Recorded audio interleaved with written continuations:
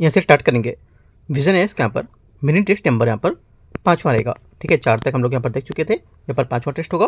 Start करते हैं यहाँ से। देखो 5वां टेस्ट है, ये ज्योग्राफी का है। ठीक है, ज्योग्राफी का यहाँ पर हमने उठाया और जो भी पॉलिटी के 1-2 टेस्ट बचे हुए हैं वो मैं आपको बाद में बीच में करा दूंगा। ठीक है, तो यहाँ से ज्योग्राफी का है, उसको स्टार्ट करते हैं यहाँ से क्वेश्चन, उसके देखेंगे क्वेश्चन यहाँ पर क्या क्या आज सॉल्व करने आपको आते हैं। क्वेश्चन स्टार्ट करते हैं और 4 तक यहाँ पर करा चुके। 4 तक आप यहाँ पर टेलीग्राम पे जाके जो विजन एस यहाँ पर 2026 टेस्ट सीरीज है ना प्ले लिस्ट में, उसमें देख सकते हो। चैनल पे जाओ और प्ले लिस्ट में देखोगे तो यहाँ पर मिलेगा आपको उसमें। ठीक है, आते हैं, स्टार्ट करते हैं। क्वेश्चन नंबर 1 से देखते हैं। क्वेश्चन नंबर 1 है, इसमें बोला भूकंप के छाया क्षेत्रों के संबंध में विचार करना है।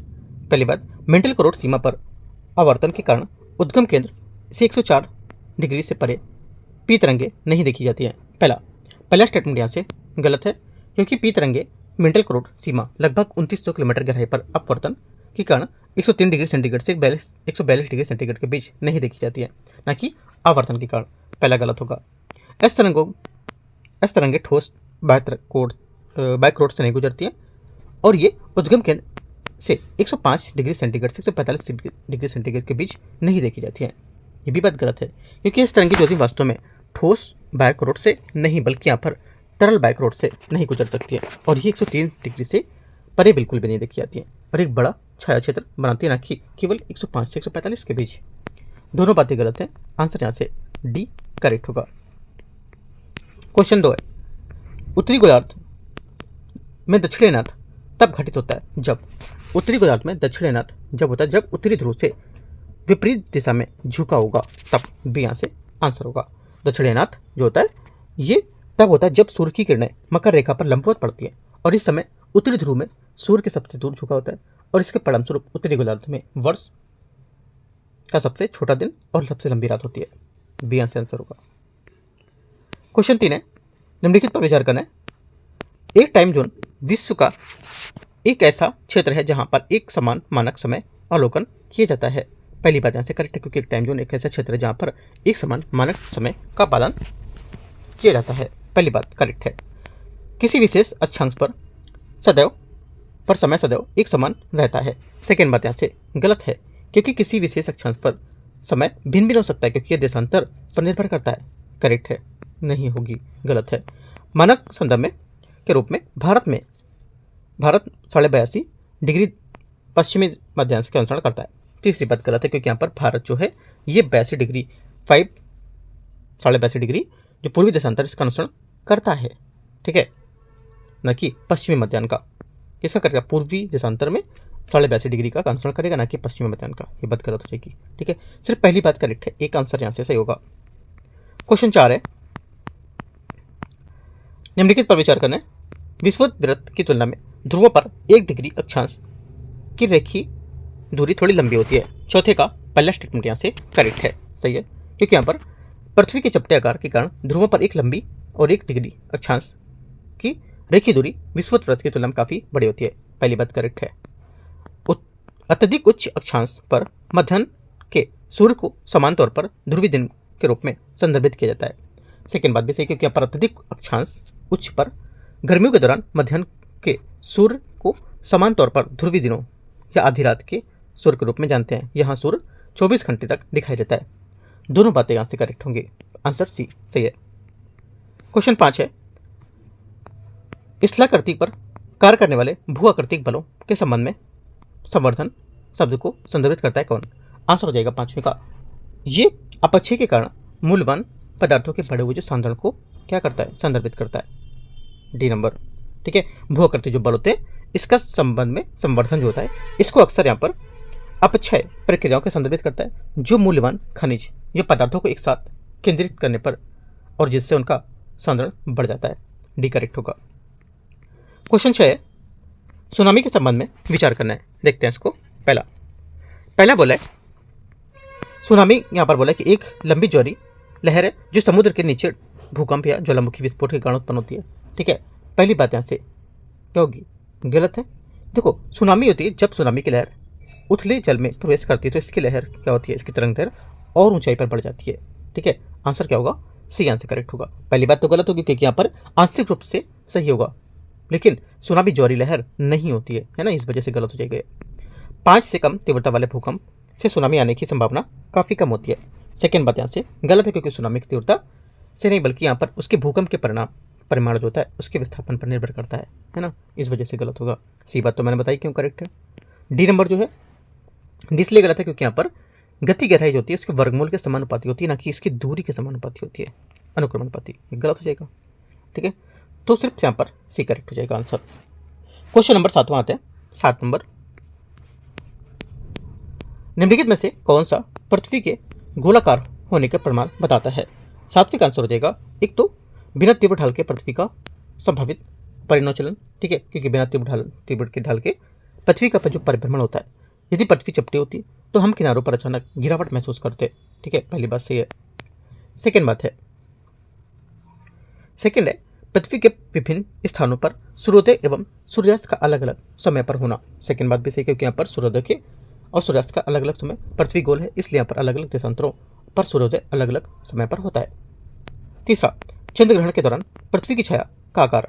तीसरी बात करेक्ट है, क्योंकि चंद्र ग्रहण के समय पृथ्वी की छाया चंद्रमा पर हमेशा गोलाकार होती है, जो केवल एक गोले द्वारा संभव होगी।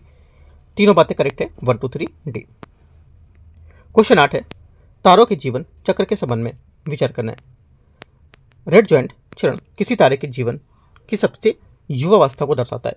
8वें का पहला स्टेटमेंट यहाँ से क्या होगा? ये 8वें का जो पहला स्टेटमेंट है जो क्या होगा, ये बात यहाँ से गलत हो जाएगी, क्योंकि रेड जॉइंट है लाल दानव तारे जीवन की अंतिम अवस्थाओं में से एक है, युवा नहीं है ये, ठीक है, गलत हो जाएगा।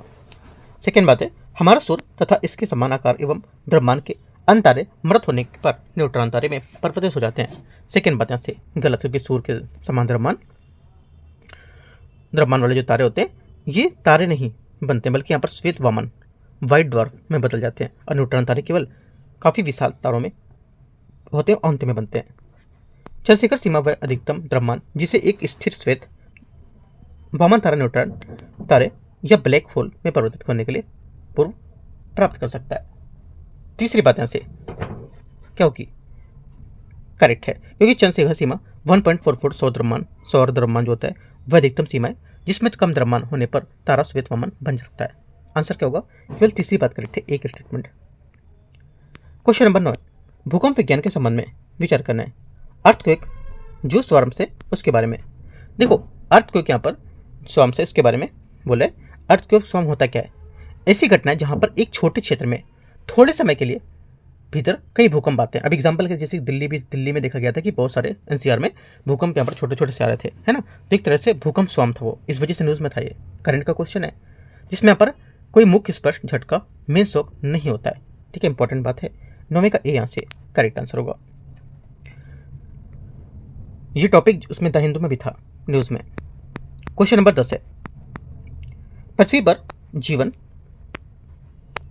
पर जीवन के क्रमिक विकास के संबंध में विचार करना है। निम्नलिखित में से कशेरुकी प्रजातियों के विकास के कालक्रम के अनुसार व्यवस्थित करना है। मछली, सरीसृप, उभयचर, स्तनधारी। इनमें से कूट का प्रयोग करके सही आंसर देखना है। देखो आंसर हो जाएगा इसका, एक तो मछली जो होती है कशेरुकी प्रजातियों के विकास का सही क्रम करेंगे तो मछली फिश लगभग 500 मिलियन वर्ष पहले आई थी, ठीक है, तो पहला हो गया। उसके बाद आपका आएगा उभयचर लगभग 365 मिलियन वर्ष पहले, ठीक है। उसके बाद आपका आएगा दूसरा मतलब सरीसृप जो है लगभग 310 मिलियन वर्ष पहले, ठीक है। और उसके बाद चौथा मतलब आपका आएगा क्या, जो चौथा स्टेटमेंट स्तनधारी, ये लगभग 210 मिलियन वर्ष पहले। 3 1 3 2 4 आंसर होगा 10वें का सी। 11 नंबर है, प्लेट विवर्तन के सिद्धांत के संबंध में विचार करना है। यह सिद्धांत 1961 में अमेरिकी भूवैज्ञानिक हैरी हेस द्वारा प्रस्तुत किया गया था। 11वें का पहला स्टेटमेंट यहाँ से क्या होगा? गलत है, क्योंकि प्लेट विवर्तन के सिद्धांत मुख्य रूप से मैकेंजी पार्कर और मर्गन द्वारा विकसित किया गया था। हैरी हेस ने 1961-62 में सागर आर्यस्थल प्रसरण का सिद्धांत दिया था। पहली बात गलत है। प्लेट महाद्वीपी और महासागरी दोनों परपट्टी से मिलकर बनी हुई है। सेकेंड बात यहाँ से करेक्ट है, ठीक है, क्योंकि यहाँ पर प्लेट महाद्वीपी और महासागरी दोनों प्रकार के लिथोस्फीयर से बनी होती है। वो परपट्टी के नीचे दुर्बल और उष्ण मंडल की गति के कारण प्लेट संचलन होता है। तीसरी बात करेक्ट है, क्योंकि एथनोस्फीयर दुर्बलता मंडल में होने वाले संवहन धाराएं प्लेटों की गति के कारण बनती है, ठीक है, ये सही हो जाएगा। आंसर क्या होगा? आंसर हो जाएगा आपका 2 और 3 सही है ना, पहला गलत है, तो बी सही होगा। क्वेश्चन नंबर 12 है, सौर तूफान सोलर स्टॉर्म के बारे में विचार करना है। पहली बात है, सौर तूफान सोलर प्लेयर्स के नाम से ज्ञात सूर्य की सतह पर होने वाले विस्फोटों के कारण उत्पन्न होता है। 12वें का पहला स्टेटमेंट यहाँ से क्या होगा? ये करेक्ट है। सौर तूफान पृथ्वी के चुंबकीय क्षेत्र को बाधित कर सकता है। सेकेंड बात क्या होगी? सेकेंड बात यहाँ से करेक्ट है, क्योंकि ये तूफान पृथ्वी के चुंबकीय मंडल को बाधित कर सकते हैं, जिससे बिजली ग्रिड और उपग्रह प्रभावित होते हैं। तीसरा, सौर तूफान की तीव्रता गतिविधियों के चक्रों से गुजरती है और ये चक्र लगभग 6 साल तक चलते रहते हैं। तीसरी बात, गलती की सौर चक्र की अवधि लगभग 11 साल होती है, 6 साल नहीं होगी, गलत हो जाएगा। ओनली 1 2 करेक्ट है। आंसर क्या होगा? डी। क्वेश्चन 13 नंबर 13, निम्नलिखित में से कौन सी भूआकृति का निर्माण रूपांतरित यहाँ पर जो सीमा है, प्लेट सीमा, उस पर होता है? आंसर हो जाएगा 13 का करेक्ट आंसर होगा यहाँ से इसका भ्रंश पर। ठीक है, भ्रंश देखो ये होता है जो भ्रंश या फॉल्ट, ये रूपांतरित सीमा पर प्लेट एक दूसरे के बगल में घिस कर निकलती है, जिससे यहाँ पर जमीन में दरार या भ्रंश पैदा होती है। ठीक है, जिसे सेंट जो यहाँ पर एंड्रियास फॉल्ट है उसमें दिखाई गई है। पहली बात से महासागरीय गर्त। महासागरीय गर्त क्या होता है? ये तब बनता है जब एक प्लेट दूसरी प्लेट के नीचे धंसती है ना, एक प्लेट नीचे प्लेट पर धंसती है तब, राइट? तो ये गलत हो जाएगी बात। ज्वालामुखी कब होता है? जब रूपांतरित जो सीमा है उस पर आमतौर पर ज्वालामुखी नहीं फटते हैं, क्योंकि मैग्मा ऊपर आने का रास्ता नहीं मिलता है। तीसरा भी गलत होगा, सिर्फ एक बात करेक्ट है यहाँ से, पहली वाली, आंसर सी। क्वेश्चन 14 है, 14 नंबर, भू आकृतियों के संबंध में विचार करना है। सिंडर, मिश्रित शंकु, फाइकोलिथ, ठीक है, क्रेटर, सिल, 4-5 बातें दी हैं, है ना। इनमें से बोला कितनी उपयुक्त भू आकृतियों में से कौन सी बहिर्वेदी ज्वालामुखी भू आकृति होंगी? आंसर हो जाएगा 14 का करेक्ट आंसर यहाँ से ये, एक तो पहला सिंडर, ठीक है, दूसरा मिश्रित शंकु और चौथा आपका सिल। ये तीनों बातें यहाँ से करेक्ट है। लेकिन यहाँ पर जो तीसरा अच्छा चौथा होगी ना, क्रेटर होगी। फिर से देख लेते हैं इसका जो आंसर होगा, एक तो पहला सिंडर, ठीक है, दूसरा मिश्रित शंकु और चौथा आपका क्रेटर, ठीक है। लेकिन यहाँ पर फैकोलिथ और सिल इसमें नहीं होंगे, क्योंकि फैकोलिथ इसलिए नहीं क्योंकि यहाँ पर जमीन के अंदर मैग्मा बनने से मतलब जमने से बनती है ना, तो ये बात गलत हो जाएगी, ये अंतर्वेदी है। और सिल क्या होगी? सिल ये जमीन के अंदर मैग्मा क्षितिज जब बनने से होगी, है ना, तो ये भी गलत हो जाएगा। तो 1 2 4 सिर्फ करेक्ट होगा आंसर। क्वेश्चन 15 है, आग्नेय चट्टानों के संबंध में विचार करना है, कौन सा सही होगा? इनका निर्माण पृथ्वी के सतह के साथ साथ गहराई से भी हो सकता है, गहराई में भी हो सकता है। पहला 15वें का पहला स्टेटमेंट यहाँ से करेक्ट है। सेकेंड, ये जीवाश्म रहित होती है। सेकेंड बात क्या होगी? सेकेंड बात यहाँ से करेक्ट है, क्योंकि यहाँ पर ये काफ़ी गर्म मैग्मा से बनती है, इसलिए इसमें पौधे या जानवरों के अवशेष जीवाश्म जल बनाते हैं, बचते नहीं है, करेक्ट है। तीसरा, क्वार्टजाइट और ग्रेनाइट आग्नेय चट्टान है। तीसरी बात यहाँ से गलत है, क्योंकि यहाँ पर ग्रेनाइट तो आग्नेय, लेकिन क्वार्टजाइट एक केंद्रित चट्टान है जो बलुआ पत्थर के बदलने से बनती है। तीसरा गलत है, 1 2 करेक्ट है, आंसर ए। क्वेश्चन नंबर 16 है, ग्रीष्म संक्रांति पर उत्तरी गोलार्ध में कौन सी स्थितियां विद्यमान होती हैं? आंसर हो जाएगा 16 का, एक तो उत्तरी ध्रुव की ओर झुका होना, ठीक है, सही है। दूसरा, सूर्य कर्क रेखा के ऊपर ऊर्ध्वाधर होता है, ये भी बात करेक्ट है। तीसरा, रातें दिन की तुलना में लंबी होती हैं। तीसरी बात गलत है, क्योंकि यहाँ पर जब इस समय उत्तरी गोलार्ध में दिन लंबे और रातें छोटी होती है ना, कथन में उल्टा दे रखा है, गलत हो जाएगा। चौथा, आर्कटिक व्रत पर दिन 24 घंटे लंबा होता है और कोई सूर्यास्त नहीं होता है, चौथी बात सही है। आंसर 1 2 4 करेक्ट होगा, तो सी करेक्ट है। क्वेश्चन नंबर 17 है, निम्नलिखित पर विचार करना है, प्रकार अर्थ क्या क्या होंगे इसके? पहला 17 में उल्काब क्या होता है? यहाँ पर उल्काब है, ये उल्काब सिर्फ अंतरिक्ष में घूमता पत्थर होता है। पहली बात बोला है, गलत हो जाएगा, क्योंकि यहाँ पर बोला है टूटा हुआ तारा जो पृथ्वी के वायुमंडल में प्रवेश करता है, गलत होगा। सेकेंड बात है यहाँ से ये बोला कि उल्का क्या होता है? उल्का बोला कि अंतरिक्ष में मौजूद एक चट्टान होती है, ये भी बात गलत है, क्योंकि उल्का यहाँ पर वह होता है जो हवा में जलने लगता है, ठीक है। तीसरा, उल्का पिंड क्या होता है? उल्का पिंड वह पत्थर जो बिना पूरी तरह से जले, पृथ्वी की सतह से टकरा जाता है। ये बात करेक्ट है। ओनली 3 करेक्ट है तो एक बात यहाँ से सही है। ठीक है। 18 नंबर है, पृथ्वी की आंतरिक यहाँ पर संरचना के संबंध में विचार करना है। देखते हैं क्वेश्चन नंबर 18। निकल और लोहा पृथ्वी की प्रॉपर्टी के मुख्य खनिज घटक हैं, कंपोनेंट्स हैं। 18 का पहला स्टेटमेंट क्या होगा? यहाँ से गलत होगा, क्योंकि प्रॉपर्टी जो होते हैं ये क्रस्ट ये मुख्य रूप से सिलिका और एल्युमिनियम से बनी लोहा और निकल क्रोड में होते हैं। पहला गलत हो जाएगा। सेकंड में यहाँ पर बोल रहे हैं दुर्बलता मंडल पृथ्वी के ऊपरी मंडल में पिघली हुई चट्टानों के यांत्रिक कमजोर से क्षेत्र होता है। सेकंड बात करेक्ट है, क्योंकि दुर्बलता मंडल ऊपरी मंडल का हिस्सा है जहाँ चट्टानें अर्ध तरल अवस्था में होती हैं। तीसरा, क्रोड मुख्यतः सिलिका और एल्युमिनियम द्वारा गठित सामग्री से बना होता है। तीसरी बात गलत है, क्योंकि क्रोड जो है निकल और लोहे से बना होता है, सिलिका एल्युमिनियम तो प्रॉपर्टी में होते हैं। तीसरी बात गलत हो जाएगी। आंसर केवल 2 करेक्ट है और गलत पूछा है तो 1 और 3 सी। क्वेश्चन 19 है, चाय बागान टाइम के संबंध में विचार करना है। यह असम में ब्रिटिश चाय बागान मालिकों द्वारा शुरू की गई डेलाइट शेड्यूल दिन की रोशनी के आधार पर समय सारणी होगी। 19 का पहला स्टेटमेंट यहाँ से क्या होगा?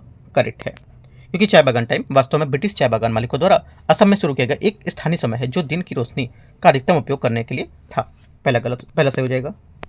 इसे असम के चाय बागानों, कोयला खान और तेल बागानों, तेल उद्योग के लिए भारतीय मानक समय के 1 घंटा आगे रखा गया है।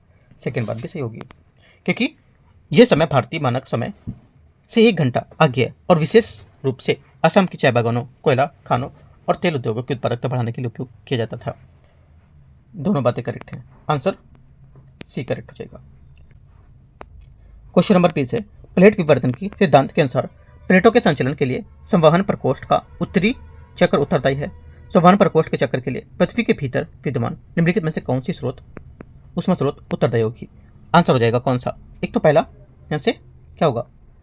रेडियोधर्मी क्षय। ये बात करेक्ट है, क्योंकि यहाँ पर पृथ्वी के भीतर रेडियोधर्मी तत्वों का क्षय उत्पन्न उष्मा संवहन धाराओं के लिए एक उष्मा को लेकर के स्रोत बताता है। पहली बात करेक्ट हो जाएगी इसकी। ठीक है, 20 का पहला सही है। 21 20 का पहला स्टेटमेंट सही है। दूसरा, पृथ्वी के निर्माण में उसके पश्चात शेष बची अपशिष्ट उष्मा। सेकेंड बात क्या होगी? सेकेंड भी करेक्ट है, क्योंकि पृथ्वी के निर्माण में शेष बची जो अपशिष्ट उष्मा है वो भी आंतरिक गर्मी का एक महत्वपूर्ण स्रोत है जो संवहन योगदान करेगी। दोनों बातें सही है। तीसरा है सौर विकिरण। सौर विकिरण पृथ्वी की सतह को प्रभावित करता है, लेकिन गहरे आंतरिक भाग में संवहन प्रकोष्ठ चक्र के लिए उष्मा का स्रोत नहीं होता। ये बात गलत हो जाएगी। 1 2 सिर्फ इसका करेक्ट होगा। ठीक है, आंसर क्या होगा? 1 2 सी। क्वेश्चन नंबर आगे 21। निम्नलिखित पर विचार करना है। वस्तु स्थान और इसके विवरण। 21 देखते हैं। इसमें बोला है गोल्डीलॉक्स जोन क्या होता है। देखो गोल्डीलॉक्स जोन क्या होता है, ये पहली बात यहाँ पर है। ये एक तारे के चारों ओर उस क्षेत्र को संदर्भित करता है जहां तरल पानी मौजूद हो सकता है, जिसमें जीवन की संभावना होती है। ये बात सही है। कुइपर बेल्ट क्या होता है? कुइपर बेल्ट ये मंगल और बृहस्पति के बीच नहीं बल्कि यहाँ पर नेपच्यून की कक्षा से परे बर्फीले पिंडों का एक क्षेत्र होता है और मंगल बृहस्पति के बीच क्षुद्रग्रही बेल्ट में बताता है। तो यहाँ पर गलत हो जाएगी बात। ठीक है, गलत हो जाएगा। तीसरा, ऊर्ट क्लाउड। ऊर्ट क्लाउड क्या होता है? ये सौर मंडल के चारों ओर एक विशाल गोलाकार आवरण जहां से लंबी अवधि के धूमकेतु आते हैं। ये यहाँ पर सही हो जाएगा। चौथा, लग्रज बिंदु। जो लग्रज बिंदु है ये अंतरिक्ष में वे बिंदु होते हैं जो दो बड़े पिंडों के गुरुत्वाकर्षण बल पर एक छोटे पिंड के विकेंद्री बल के दूसरे को संतुलित करते हैं और जिससे एक स्थिर स्थान बनता है। चौथा करेक्ट है। 1 2 और 4 सही है ना? 1 2 4 सही है, तो आंसर क्या होगा? अच्छा, दूसरा गलत था। 1 3 4 सही होगा ना? 1 3 4 तीन बातें सही है। 1 3 4 सही आंसर है। क्वेश्चन नंबर 22 है, अंतर्जनित बलों के संबंध में विचार करना है। पटल विरूपी संचलन धीरे धीरे होते हैं और हजारों वर्ष तक चलता रहता है। 22वें का पहला स्टेटमेंट यहाँ से करेक्ट है, क्योंकि पटल विरूपी संचलन जैसे कि महाद्वीपीय निर्माण और पर्वत निर्माण बहुत धीमी से गति से होता है और हजारों लाखों वर्ष तक जारी रह सकता है, और यह कथन करेक्ट हो जाएगा। महाद्वीपीय संरचना संचलन त्रिजिता संचलन है। सेकेंड बात यहाँ से करेक्ट है। ठीक है, क्योंकि महाद्वीपीय रचना संचलन ऊर्ध्वाधर या त्रिजिता संचलन होता है और जो महाद्वीपीय उत्थान या अवतरण का कारण बनता है। पहला सही है, दूसरा भी यहाँ से सही हो जाएगा। तीसरा, पर्वतीय संचलन पृथ्वी की सतह पर स्पर्श रेखी कार्य करते हैं। तीसरी बात करेक्ट है, क्योंकि पर्वतीय संचलन जो होते हैं ये क्षैतिज स्पर्श रेखीय बल होते हैं जो पृथ्वी की पपड़ी में वलन और भ्रंशन पैदा करते हैं, जिससे पहाड़ों का निर्माण होता है। ये बात सही हो जाएगी।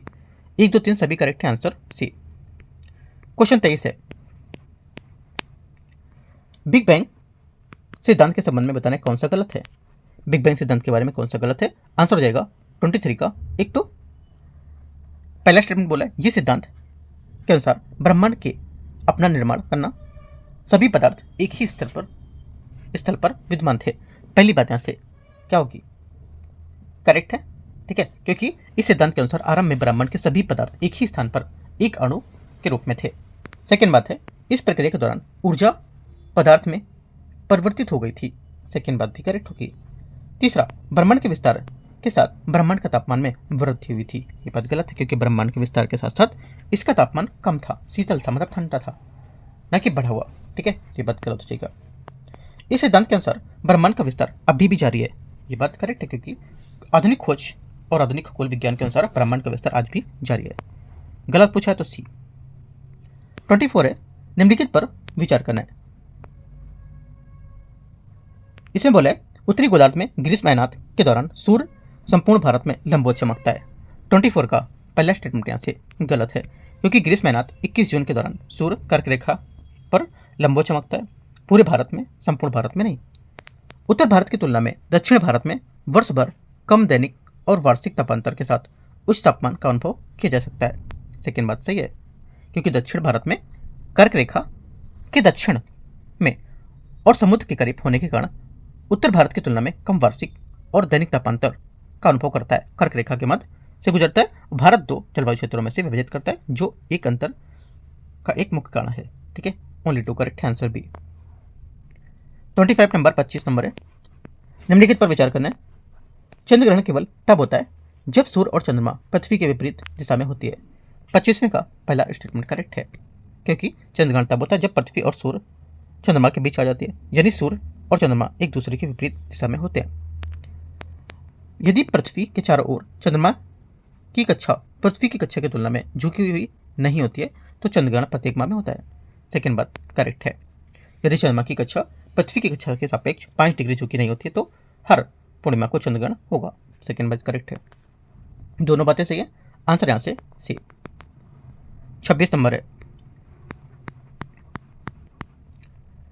निम्नलिखित तथ्यों पर विचार करना है। कुइपर बेल्ट जमी हुई गैसों, चट्टान और पदार्थ के मलबे वाले ग्रहों के अवशेष से बना होता है। पहला 26वें का पहला स्टेटमेंट यहां से करेक्ट है। ठीक है, कुइपर बेल्ट नेपच्यून की कक्षा के बाहर बर्फीले पिंडों और ग्रहों का अवशेष का एक क्षेत्र होता है। दूसरा है ऊट क्लाउड अंतरिक्ष का अत्यंत दूरदर्शी क्षेत्र होता है, जिसके बारे में ऐसा माना जाता है कि यहाँ धूमकेतु सहित अत्यधिक संख्या में बर्फीले पिंड मौजूद होंगे। सेकेंड बात भी करेक्ट है। दोनों बातें यहां से सही है, आंसर क्या होगा सी। क्वेश्चन 27 है, निम्नलिखित पर विचार करना है। असंतत्य और इसके बीच किस किस के बीच है। 27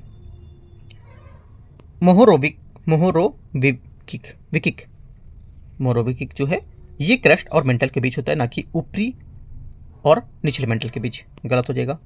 गुटेनबर्ग मेंटल और कोर के बीच होता है, ना कि क्रस्ट और मेंटल के बीच। गलत होगा। लीमेन ये आंतरिक ब्रैकेट के बीच होता है। ये बात करेक्ट है। ओनली 3 मतलब एक बात सही है। 28 है, चुंबकीय क्षेत्र के संबंध में विचार करना है। चुंबक के भीतर चुंबकीय क्षेत्र रेखाओं की दिशा उसके उत्तरी ध्रुव से दक्षिण ध्रुव की ओर होती है। 28 का पहला गलत है, क्योंकि चुंबक के भीतर चुंबकीय रेखाओं की दिशा दक्षिण ध्रुव एस से नॉर्थ की ओर होती है, एन की ओर होती है। ठीक है, बाहर से ये एन से एस होती है, तो बात गलत हो जाएगी। चुंबकीय क्षेत्र की अपेक्षित प्रबलता को क्षेत्र रेखाओं की निकटता की कोटि से दर्शाया जाता है। सेकेंड बात करेक्ट है, क्योंकि जहां रेखाएं अधिक पास होती हैं वहां चुंबकीय क्षेत्र अधिक प्रबल होता है। बस सही है। चुंबकीय क्षेत्र की कोई भी 2 क्षेत्र रेखाएं एक दूसरे से नहीं काट सकती हैं। करेक्ट बात है, क्योंकि चुंबकीय क्षेत्र रेखाएं कभी एक दूसरे को नहीं काटती, क्योंकि एक दूसरे पर चुंबकीय क्षेत्र की दिशाएं दोनों 2 दिशाएं संभव नहीं हो सकती है। ठीक है, 2 और 3 करेक्ट है। क्वेश्चन नंबर 29 है,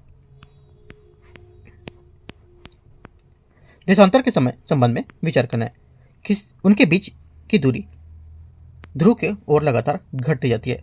29 का पहला स्टेटमेंट यहाँ से क्या होगा, करेक्ट है, क्योंकि देशांतर के बीच की दूरी भूमध्य रेखा पर अधिकतम होती है और ध्रुवों पर लगातार घटती जाती है जहां वे आपस में मिल जाती है। ये बात सही हो जाएगी।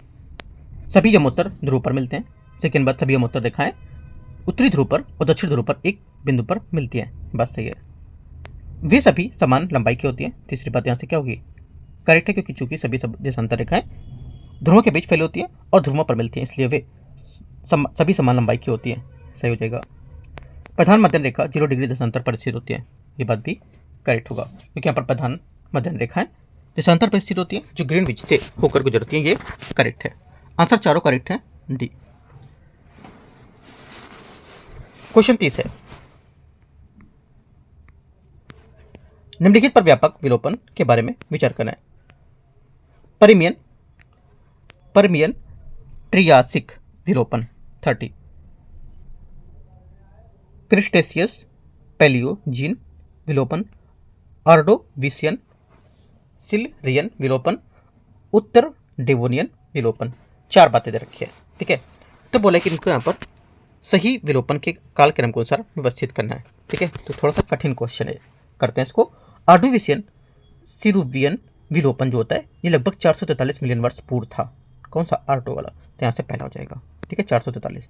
उसके बाद उत्तर डोवेनियन विलोपन ये लगभग 375। ठीक है, तो चौथा आ जाएगा। उसके बाद पहला आएगा परमियन ट्राइसिक विलोपन। ठीक है, ये पहला आ जाएगा। ये कब, ये 252 मिलियन वर्ष पूर्व। और क्रिस्टेशियस पैलियोजिन विलोपन 66 मिलियन वर्ष पूर्व, डायनासोर का जब अंत हुआ था तब। ठीक है, ये मतलब सबसे लास्ट में दूसरा हो जाएगा। ठीक है, तो याद रखना है आंसर क्या होगा। आंसर यहाँ से 3, 4, 1, 2 सही आंसर होगा, ए नंबर। ठीक है, आगे आते हैं क्वेश्चन नंबर 31 है। भारत की लाल मृदा का निर्माण हुआ है। भारत की लाल मृदा का निर्माण हुआ है कम वर्षा वाले क्षेत्रों में रवेदार अग्नि चट्टानों के अपक्षय के कारण, क्योंकि लाल मृदा का निर्माण कम वर्षा वाले क्षेत्रों में पुरानी रवेदार और केंद्रीय चट्टानों के अपक्षय से होता है। इसमें लौह के ऑक्साइड की उपस्थिति के कारण रंग लाल होता है। इसका सी 31 का आंसर होगा। 32, यदि आप अंतर्राष्ट्रीय तिथि रेखा के पार पश्चिम की ओर यात्रा कर रहे हैं तो आपके कैलेंडर की तिथि में क्या परिवर्तन होता है। आंसर हो जाएगा 32 का ए। इसमें एक दिन जुड़ जाता है, क्योंकि जब आप अंतर्राष्ट्रीय तिथि के पार पश्चिम की ओर यात्रा करते हैं तो आप एक नए दिन तिथि में प्रवेश करते हैं, इसलिए आपके कैलेंडर में एक दिन ऐड हो जाता है। ठीक है, 32 का आंसर ए करेक्ट होगा। 33 है,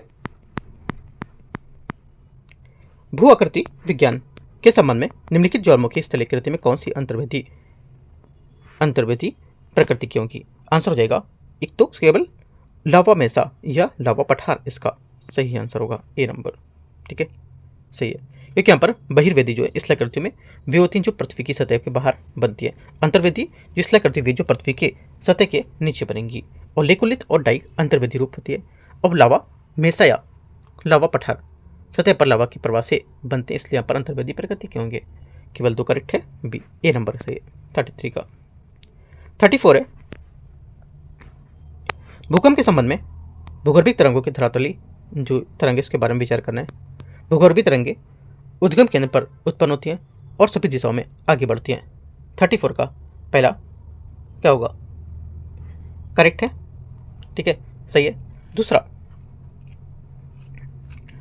धरातली तरंगे भूगर्भिक तरंगों की तुलना में अधिक विनाशकारी होती है। सेकेंड बात क्या होगी, सेकेंड बात भी करेक्ट है, क्योंकि धरातली तरंगे सतह के साथ चलती हैं और आमतौर पर भूगर्भिक तरंगों की तुलना में अधिक विनाशकारी होती है, क्योंकि वे अधिक आयाम उत्पन्न करती हैं। ये भी सही है।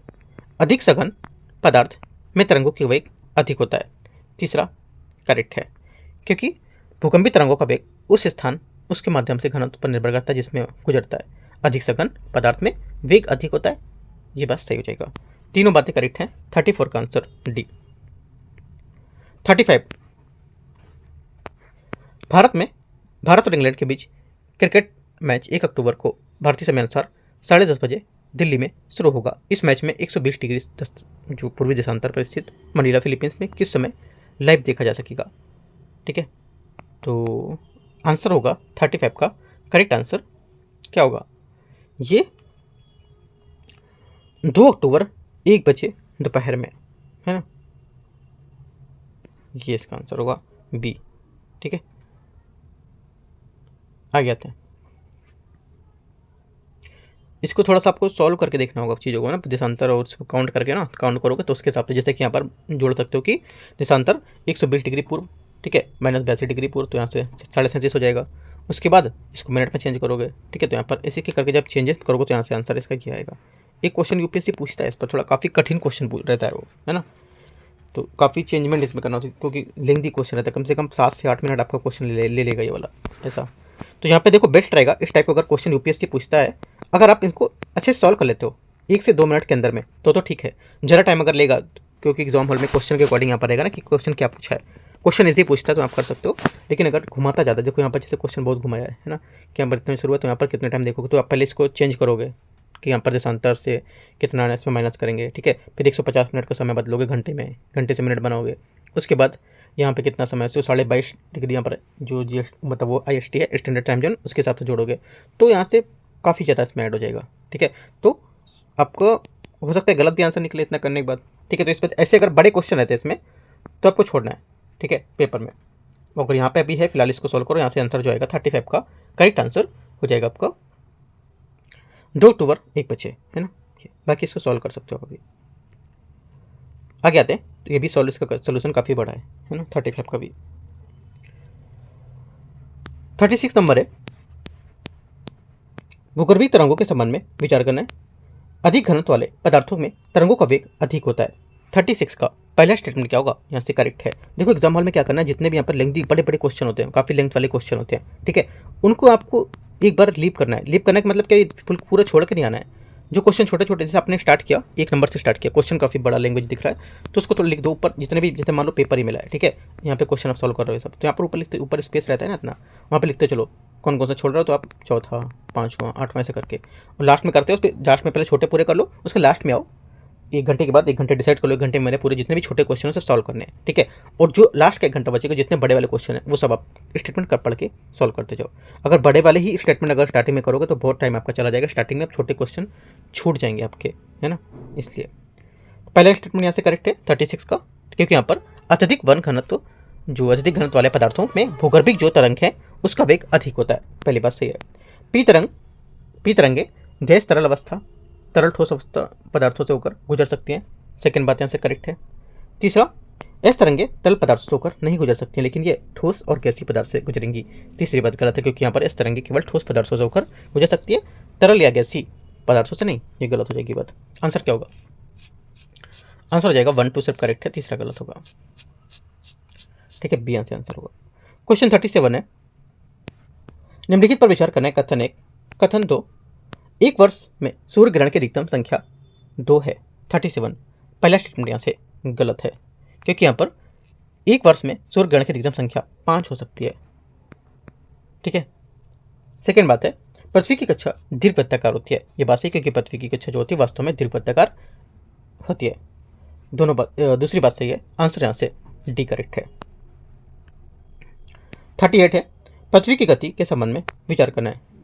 पूर्णिमा की रात को प्रदीप्त व्रत पृथ्वी के अक्ष के संपाती होता है। 38 का पहला गलत है, क्योंकि प्रदीप्ति सर्कल जो होता है ये पूर्णिमा की रात को नहीं, बल्कि यहाँ पर विषुव के समय पृथ्वी के अक्ष के संपाती होगा, पहला गलत है। सेकेंड, 21 मार्च को भौगोलिक उत्तरी ध्रुव में सूर्य की ओर झुका होता है, सेकेंड बात गलत है, क्योंकि यहाँ पर 21 मार्च वसंत विषुव को पृथ्वी का कोई भी ध्रुव सूर्य की ओर झुका नहीं होता है, सेकेंड बात गलत है। तीसरा, पृथ्वी की घूर्णन गति ध्रुवों की ओर कम हो जाती है, तीसरी बात क्या होगी, तीसरी बात करेक्ट है, क्योंकि पृथ्वी की घूर्णन गति रेखीय वेग ध्रुवों की ओर कम हो जाती है और भूमध्य रेखा पर अधिकतम होती है, ये बात करेक्ट है। आंसर क्या होगा, आंसर हो जाएगा आपके यहाँ से केवल 3 करेक्ट है, बी। 39 नंबर 39 नंबर क्वेश्चन है, निहारिका परिकल्पना के संबंध में विचार करना है। ये सूर्य की युवावस्था में के संबंध में से संबंध है और पदार्थों के बदल के ग्रहों के निर्माण की व्याख्या करती है। 39 का पहला स्टेटमेंट यहाँ से करेक्ट है। दूसरा, इमैनुअल कांट ने इस सिद्धांत के प्रमुख योगदानकर्ता में से एक बताया है, सेकेंड बात सही, क्योंकि यहाँ पर इन्होंने इमैनुअल कांट इस सिद्धांत के प्रमुख योगदानकर्ताओं में से एक हैं, जिन्होंने 1755 में विचार प्रस्तुत किया था। दोनों बातें सही है, आंसर सी। 40 नंबर है, निम्नलिखित पर विचार करना है, देखते हैं इसको। चंद्र ग्रहण एक वर्ष में 2 बार घटित हो सकता है, जबकि सूर्य ग्रहण वर्ष में केवल 1 बार घटित होता है। 40वें का पहला स्टेटमेंट यहाँ से गलत है, क्योंकि यहाँ पर सूर्य ग्रहण चंद्र ग्रहण की तुलना में अधिक बार होता है।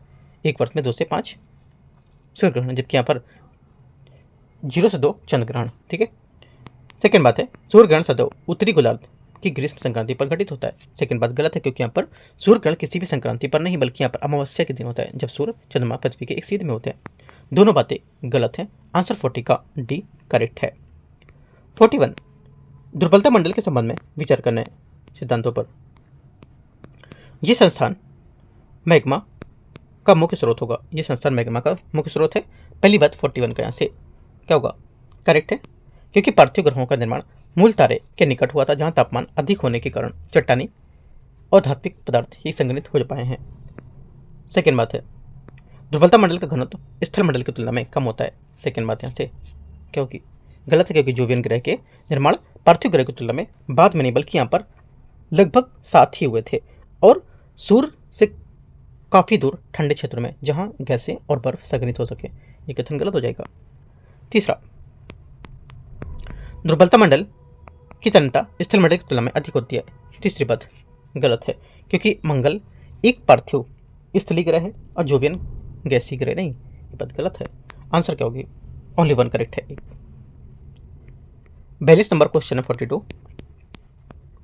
हमारे सौर मंडल में ग्रहों के संबंध में विचार करना है, देखते हैं 42 को। पहला, पार्थिव ग्रहों का निर्माण मूल तारे के निकट हुआ था। 42 का पहला स्टेटमेंट यहाँ से क्या होगा, करेक्ट है, क्योंकि यहाँ पर पार्थिव ग्रहों का निर्माण मूल तारे सूर्य के निकट हुआ था, जहाँ तापमान अधिक होने के कारण केवल चट्टाने और धात्विक पदार्थ ही संग्रहित हो पाए थे। सेकेंड बात है, जोवियन ग्रहों का निर्माण पृथ्वी पार्थिव ग्रहों की तुलना में काफ़ी पहले हुआ था। सेकेंड बात गलत है, कि जोवियन ग्रह का निर्माण पार्थिव ग्रह की तुलना में बाद में ही, बल्कि यहाँ पर साथ ही हुआ था, लेकिन सूर्य से काफ़ी दूर और ठंडे क्षेत्रों में, जैसे जहाँ पर जो गैसें होती हैं और बर्फ संग्रहित होकर एकत्र हो सके, है ना। ये बात गलत हो जाएगा। तीसरा, मंगल एक जोवियन ग्रह है। तीसरी बात यहाँ से गलत है, क्योंकि मंगल एक पार्थिव स्थलीय ग्रह है, जोवियन गैसीय ग्रह नहीं है। ओनली 1 करेक्ट है, एक आंसर होगा। 43 है, भूसन्नति किस प्रकार की चट्टानें सर्वाधिक मात्रा में पाई जाती हैं।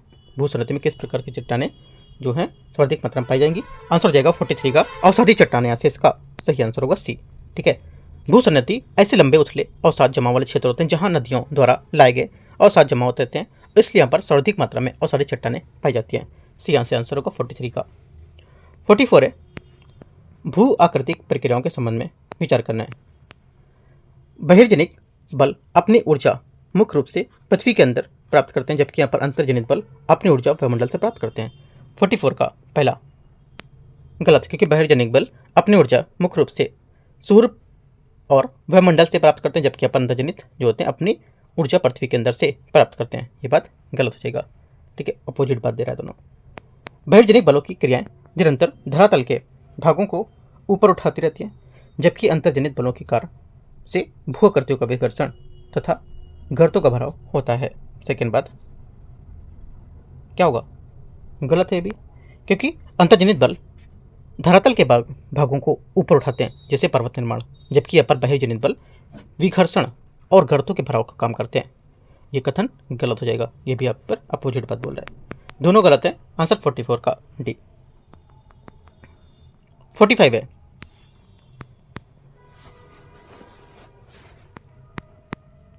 है, नंबर है, अंतर्राष्ट्रीय तिथि रेखा के बारे में विचार करें।